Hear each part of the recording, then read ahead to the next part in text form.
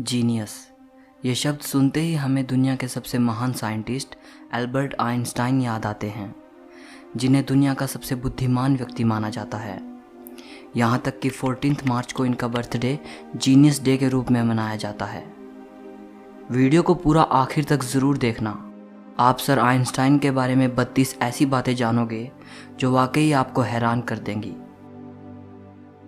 Number 32। जिस साल great scientist Galileo Galilei की डेथ हुई थी, उसी साल सर आइजक न्यूटन का जन्म हुआ था। और जिस साल ग्रेट साइंटिस्ट जेम्स मैक्सवेल की डेथ हुई थी, उसी साल सर एल्बर्ट आइंस्टाइन का जन्म हुआ था। नंबर 31। आइंस्टाइन का ये फोटोग्राफ देख रहे हैं आप? कुछ समय पहले इस फोटो को नीलाम किया गया। ये 80 लाख रुपए में बिकी। इस मशहूर तस्वीर पर इस महान साइंटिस्ट के सिग्नेचर भी हैं। इस फोटो को प्रिंसटन यूनिवर्सिटी में 14 मार्च 1951 को आइंस्टाइन के 72वें बर्थडे पर खींचा गया था। फोटोग्राफर आइंस्टाइन को मुस्कुराने के लिए कह रहा था, लेकिन सर आइंस्टाइन उस दिन कई फोटोग्राफर्स के लिए ऐसा कर चुके थे, इसलिए हंसने की बजाय उन्होंने जीभ बाहर निकाल दी। नंबर 30। आइंस्टाइन ने अपनी अंतिम सांस लेते वक्त कुछ शब्द कहे थे जो कि जर्मन भाषा में थे। अनफॉर्चुनेटली जो व्यक्ति उस समय उनके साथ मौजूद था वो जर्मन भाषा नहीं जानता था। इसी कारण उनके अंतिम शब्द हमेशा के लिए राज बनकर दफन हो गए। नंबर 29। आइंस्टाइन के पास बहुत युवा आया करते थे। वो आइंस्टाइन से उनकी सक्सेस का राज पूछते थे। एक बार एक युवा उनके पास आया और कहने लगा, सर आज सारी दुनिया में आपका नाम है, लोग आपकी तारीफ करते नहीं थकते, प्लीज़ मुझे बताइए कि महान बनने का मूल मंत्र क्या है। जानते हो दोस्तों आइंस्टाइन ने क्या कहा? सिर्फ एक शब्द, लगन। नंबर 28। एक जीनियस होते हुए भी इस महान वैज्ञानिक की याददाश्त बेहद कमज़ोर थी। वो नाम, तारीखें और टेलीफोन नंबर्स भूल जाते थे। यहाँ तक कि उन्हें खुद का नंबर भी याद नहीं रहता था। एक बार उनके सहकर्मी ने उनसे उनका टेलीफोन नंबर मांगा। आइंस्टाइन पास रखी डायरेक्टरी में अपना नंबर ढूंढने लगे। सहकर्मी हैरान होकर बोला, आपको खुद का टेलीफोन नंबर भी याद नहीं है? आइंस्टाइन ने कहा, नहीं, किसी ऐसी चीज़ को भला क्यों याद रखूं जो मुझे किताब में ढूंढने से मिल जाती है। नंबर 27। उनकी याददाश्त से जुड़ा एक और किस्सा बेहद मशहूर है। एक बार आइंस्टाइन प्रिंसटन यूनिवर्सिटी से कहीं जाने के लिए ट्रेन से सफ़र कर रहे थे। ट्रेन कंडक्टर सभी पैसेंजर्स की टिकट को पंचिंग करते हुए आइंस्टाइन के पास आया और उनसे टिकट दिखाने को कहा। आइंस्टाइन टिकट अपनी जेब में ढूंढने लगे और जेब में टिकट ना मिलने पर उन्होंने अपने सूटकेस को चेक किया। जब सूटकेस में भी टिकट नहीं मिला तो वो अपनी सीट के आसपास खोजने लगे। कंडक्टर आइंस्टाइन को अच्छी तरह जानता था। उसने कहा कि यदि आपकी टिकट गुम हो गई है तो कोई बात नहीं, मुझे विश्वास है कि आपने टिकट ज़रूर खरीदी होगी। और ये कहकर वो दूसरे पैसेंजर्स की टिकट चेक करने लगा। लेकिन जब उसने देखा कि अभी भी आइंस्टाइन अपनी सीट के नीचे टिकट ढूंढ रहे हैं, तब वो फिर से आइंस्टाइन के पास आया। फिर उनसे कहा कि वो टिकट के लिए परेशान ना हों, उनसे टिकट नहीं मांगा जाएगा। कंडक्टर की यह बात सुनकर आइंस्टाइन ने कहा, वो सब तो ठीक है, लेकिन बिना टिकट के मुझे पता कैसे चलेगा कि मैं जा कहाँ रहा हूँ। नंबर 26। आइंस्टाइन अपनी जनरल और स्पेशल थियोरी ऑफ रिलेटिविटी की वजह से पूरी दुनिया में जाने जाते हैं, लेकिन बहुत कम लोग जानते हैं कि 1921 में उनको Nobel prize theory of relativity के लिए नहीं, बल्कि फोटो इलेक्ट्रिक इफेक्ट की खोज के लिए दिया गया था। नंबर 25। आइंस्टाइन के सिद्धांत बेहद मुश्किल थे। उस समय बहुत कम लोग ऐसे थे जो उनके सिद्धांतों को समझ पाए थे। एक बार किसी ने आइंस्टाइन की पत्नी से पूछा, क्या आप अपने पति की थियोरी को समझती हैं? नहीं, उन्होंने बड़े आदर से जवाब दिया, लेकिन मैं अपने पति को समझती हूँ और उन पर भरोसा किया जा सकता है। नंबर 24। आइंस्टाइन को बाल कटवाना बिल्कुल पसंद नहीं था। उनके बाल हमेशा बिना कंघी किए होते थे। आज आइंस्टाइन का बिना कंघी किया हुआ hair style genius hair style के रूप में देखा जाता है। नंबर 23। इतने बड़े साइंटिस्ट होने के बावजूद भी वे कार चलाना नहीं जानते थे और समुद्री यात्रा उन्हें बहुत पसंद थी, पर तैरना नहीं आता था।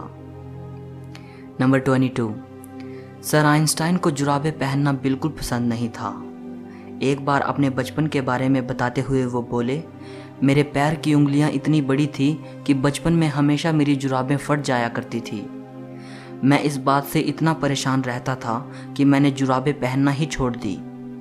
सर आइंस्टाइन को किसी के भी सामने बहुत अच्छी तरह ड्रेसअप होना पसंद नहीं था, फिर चाहे वे परिचित के बीच में हो या अपरिचित के, उन्हें कोई फर्क नहीं पड़ता था। नंबर 21, बचपन में आइंस्टाइन को मंदबुद्धि लड़का माना जाता था। टीचर ने तो यहाँ तक कह दिया था कि ये लड़का जिंदगी में कुछ नहीं कर पाएगा। वही लड़का बाद में दुनिया का सबसे महान साइंटिस्ट बना। नंबर 20, जैसा कि मैंने बताया कि आइंस्टाइन को मंदबुद्धि कहा जाता था, एक बार आइंस्टाइन के मैथ के प्रोफेसर ने उनको लेजी डॉग कह दिया था। वो पढ़ाई में ज़्यादा अच्छे नहीं थे, लेकिन मैथ ही बचपन से उनका फेवरेट सब्जेक्ट था। नंबर 19, जब वो पैदा हुए थे तो उनका सर बाकी बच्चों के कंपेयर में बहुत ज़्यादा बड़ा था। डॉक्टर्स ने उन्हें मानसिक तौर पर विकलांग कह दिया था। 7 साल का होने से पहले पढ़ना शुरू नहीं किया था। वे हमेशा लड़ते हुए स्कूल जाते थे। नंबर 18, 4 साल की उम्र तक वे कुछ बोल भी नहीं पाते थे। एक बार अपने पेरेंट्स के साथ खाना खाते हुए अचानक वे पहली बार बोले, सूप कितना गर्म है। ये सुनने के बाद उनके पेरेंट्स की हैरानी का ठिकाना ना रहा। नंबर 17, आइंस्टाइन को साइंस में इंटरेस्ट तब हुआ जब वो 5 साल के थे और उनके पिता ने उन्हें एक कंपास ला कर दिया। वे इस बात से हैरान थे कि कौन सी शक्ति नीडल पॉइंट को एक डायरेक्शन में रखती है। बस यहीं से उनके अंदर साइंस को लेकर इंटरेस्ट पैदा हो गया। नंबर 16, अमेरिका की विश्व विख्यात टाइम्स मैगजीन ने 1999 में एल्बर्ट आइंस्टाइन को पर्सन ऑफ द सेंचुरी, 20वीं सदी का सबसे महान व्यक्ति करार दिया था। नंबर 15, साल 1952 में आइंस्टाइन को इजराइल का राष्ट्रपति बनने का ऑफर आया, लेकिन उन्होंने ये कहकर ऑफर के लिए मना कर दिया कि वे पॉलिटिक्स के लिए नहीं बने बल्कि साइंस के लिए बने हैं। नंबर 14, आपका फेवरेट साइंटिस्ट कौन है? शायद आप में से बहुत लोगों के फेवरेट आइंस्टाइन ही हों, बट क्या आप जानते हैं कि आइंस्टाइन के फेवरेट साइंटिस्ट कौन थे? Galileo Galilei. नंबर 13, पशु पक्षियों से उन्हें बेहद लगाव था। घर में उन्होंने एक बिल्ली पाली थी जो बारिश के मौसम में हमेशा उदास रहा करती थी। वे बिल्ली से कहते थे, मैं जानता हूँ कि तुम्हारे साथ गलत हो रहा है, लेकिन मैं ये नहीं जानता कि इस बारिश को कैसे ख़त्म करूँ। नंबर 12, आइंस्टाइन को सिगार पीना बहुत पसंद था। आप उनके कई फोटोग्राफ्स में उन्हें सिगार पीते देख सकते हो। एक बार वे जल यात्रा के दौरान नदी में गिर गए और बाहर निकले तो पूरी तरह भीग चुके थे, लेकिन इस दौरान भी उन्होंने बड़ी हिफाजत से अपनी पाइप को बचाए रखा। नंबर 11, आइंस्टाइन ने परमाणु बम का आविष्कार नहीं किया, लेकिन उसे बनाने में उन्हीं के दिए सूत्रों का अहम रोल था। बाद में उन्हें इस बात का बहुत अफसोस हुआ कि उनके दिए सूत्र पूरी मानवता को खत्म कर सकते हैं। नंबर 10, आइंस्टाइन युद्ध को बेहद खतरनाक मानते थे। एक बार उनसे प्रश्न किया गया कि तीसरा विश्व युद्ध किस तरह के हथियारों से लड़ा जाएगा। इस बारे में उनका जवाब था, यह तो नहीं कहा जा सकता, मगर इतना ज़रूर कह सकता हूँ कि चौथा विश्व युद्ध पत्थरों से लड़ा जाएगा, क्योंकि तीसरे विश्व युद्ध से ये उन्नत सभ्यता नष्ट हो जाएगी और मानव फिर से स्टोन एज में चला जाएगा। नंबर 9, जब लोग आइंस्टाइन से उनकी प्रयोगशाला के बारे में पूछते थे तो वे अपने सर की ओर इशारा करके मुस्कुरा देते थे। एक साइंटिस्ट ने उनसे उनके सबसे ज़रूरी उपकरण के बारे में पूछा तो उन्होंने अपना फाउंटेन पेन दिखाया। उनका दिमाग उनकी प्रयोगशाला थी, उनका फाउंटेन पेन उनका उपकरण था।